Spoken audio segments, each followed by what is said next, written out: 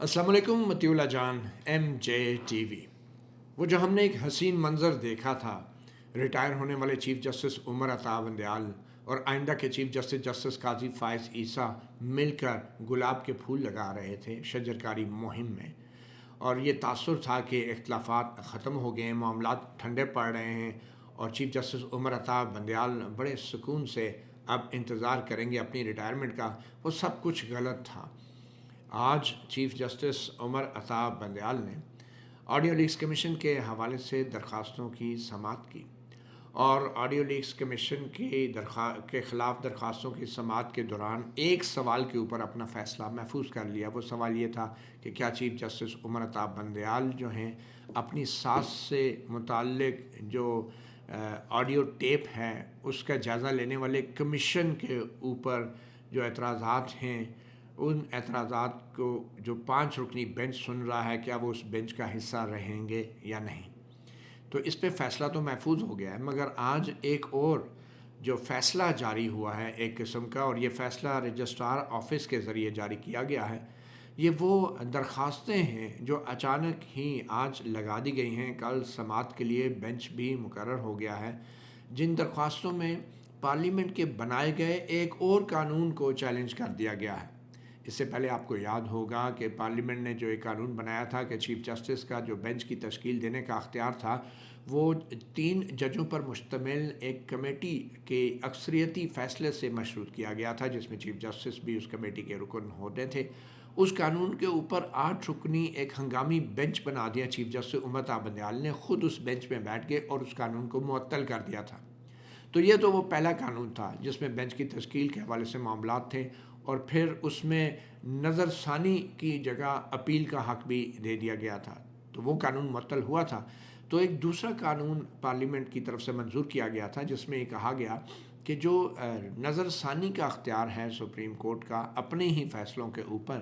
وہ نظر ثانی کے اختیار میں پہلے بڑا ہی محدود اس کا دائرہ کار ہوتا تھا۔ عام طور پہ سپریم کورٹ جو ہے وہ اپنے کیے گئے فیصلوں کے اوپر جب نظر ثانی کرتی تھی تو نئے سرے سے بحث مباحثہ نہیں ہوتا تھا، اور وکیل بھی پرانا ہونا لازمی ہوتا تھا، اور بڑے محدود طریقے سے اپنے ہی فیصلے پہ غور کرتی تھی۔ تو جو پارلیمنٹ نے دوسرا قانون اب جاری کیا تھا، اس میں کہا گیا تھا کہ اس نظر ثانی کو بھی پارلیمنٹ جو ہے وہ اپیل کی طرح سنے گی، یعنی نیا وکیل بھی ہو سکتا ہے، نئے سرے سے جو ہے ہر معاملے پہ بحث بھی ہو سکتی ہے، اور پھر نئے ججز بھی اس کو سن سکتے ہیں، لارجر بینچ میں بھی سن سکتے ہیں۔ پہلے ایسا نہیں تھا، پہلے وہی جج سنتے تھے۔ تو یہ جو نیا قانون تھا، بظاہر چیف جسٹس عمر عطا بندیال نے اس کو تسلیم کر لیا تھا، اور مختلف مقدمات کی سماعت کے دوران وہ بار بار کہتے تھے اب تو نیا قانون آ گیا ہے، تو آپ اس نئے قانون کے تحت جو سپریم کورٹ کے فیصلوں کو اگر چیلنج کرنا ہے تو اس میں آپ ایک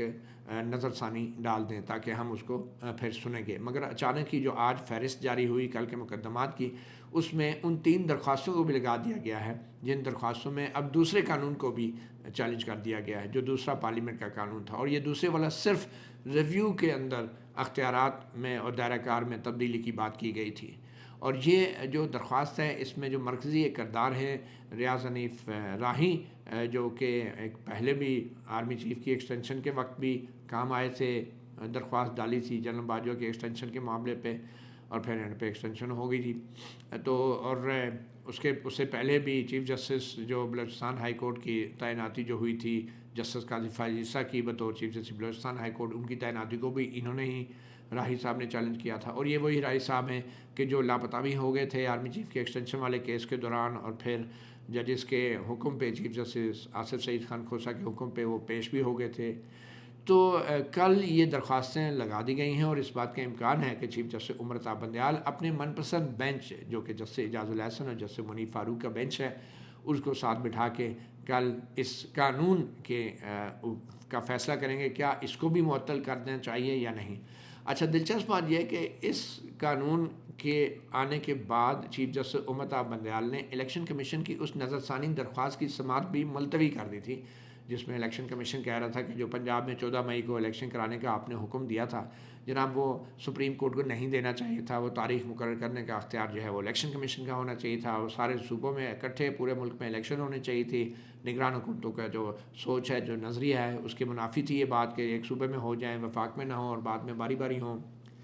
تو چیف جسٹس عمر عطا بندیال نے بھی وہ سماعت اس لیے ملتوی کر دی تھی بقول ان کے کہ اب نیا قانون آ گیا ہے، تو تاثر یہ دے رہے تھے کہ شاید اب نئے قانون کے تحت جو ہے وہ ایک لارجر بینچ اس نظر ثانی درخواست کو سنے گا، اور اس سے تاثر یہ مل رہا تھا کہ شاید حکومت کو ایک ریلیف مل جائے گی کہ وہ جو ایک بوجھ تھا کہ 14 مئی کو الیکشن نہیں کرا سکے، تو ایک خدشہ تھا کہ شاید اس پہ توہین عدالت کی کارروائی بھی ہو سکتی ہے، وہ ختم ہو جائے گا۔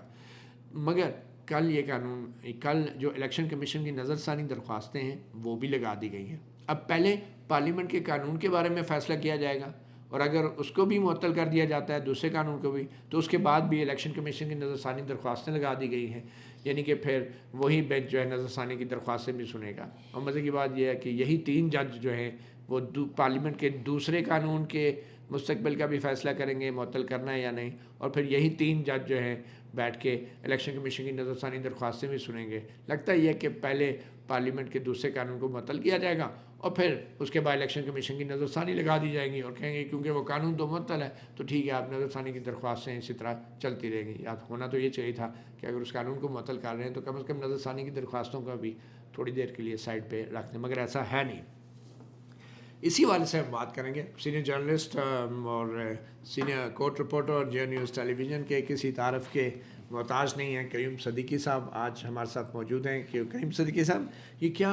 اچانک آپ کو لگ رہا ہے، آپ سمجھتے ہیں چیف جسٹس عمر عطا بندیال جو ہیں وہ ابھی بھی ڈٹے ہوئے ہیں اور وہ کچھ کرنے جا رہے ہیں اور دوسری بار پارلیمنٹ کے بنائے گئے قانون کو معطل کرنے جا رہے ہیں، اور اس کے فوراً بعد الیکشن کمیشن کی نظر ثانی درخواستوں کا کیس بھی لگا دیا گیا ہے، تو آپ کو لگتا ہے کہ کل معطل ہو جائے گا پارلیمنٹ کا بنایا گیا یہ دوسرا قانون بھی؟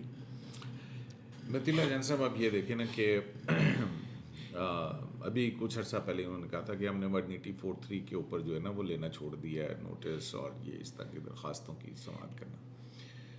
لیکن پھر اچانک جو ہے ظاہر ہے کہ حکومت کی طرف سے جو 2 بل آئے اور پھر اس کا سارا آپ نے بتا دیا ہے، تو اس میں یہ باقاعدہ طور کے اوپر لگتا ہے کہ کوئی پالیسی تو نہیں ہے اس کے اندر، لیکن یہ باقاعدہ بڑا واضح ہے کہ بینچ بنانے کا اختیار، مقدمہ فکس کرنے کا، بالخصوص جو اس قسم کے قانون سے متعلق ہیں، وہ اختیار چیف جسٹس جو ہیں وہ نہیں چھوڑنا چاہ رہے ہیں۔ وہ کسی بھی طرح سے اس کے اوپر ٹھیک ہے، آپ کو انہوں نے تھوڑا سا ریلیکسڈ کیا تھا مختلف والوں سے کچھ اپنے ریمارکس دے کے اور سارا کچھ، لیکن اب یہ جو ہے اب میرا خیال ہے کہ بہتر یہ ہوتا کہ کل جو ہے وہ الیکشن کمیشن کا کیس بھی فکس نہ کیا جاتا اور پہلے اس کو فکس کر لیا جاتا، اگلا ہفتہ بھی آنے کون سا کوئی نہیں رہنا تھا، لیکن دونوں مقدمات ایک ہی وقت میں ایک ہی بینچ کے سامنے لگانے کا مقصد تو بڑا واضح ہے۔ تو اس کو میں یہی کہہ سکتا ہوں جوڈیشل مینوورنگ جو ہے، جس کو آپ کہہ سکتے ہیں نا کہ انجینئرنگ بھی کہہ سکتے ہیں، انجینئرنگ کہہ لیں، مینوورنگ کہہ لیں، کہ بہرحال بیک آف دا مائنڈ جو ہے نا وہ کچھ نہ کچھ ایسا ہے کہ وہ 14 مئی کے انتخابات کے فیصلے کے حوالے سے جو نظر ثانی ہے اس کے اسکوپ کو وسیع کرنے سے پہلے، کیونکہ جو لاسٹ ہیئرنگ تھی اس کے اوپر الیکشن کمیشن کے وکیل شجیل جو ہیں ان کے دلائل تو یہی تھے کہ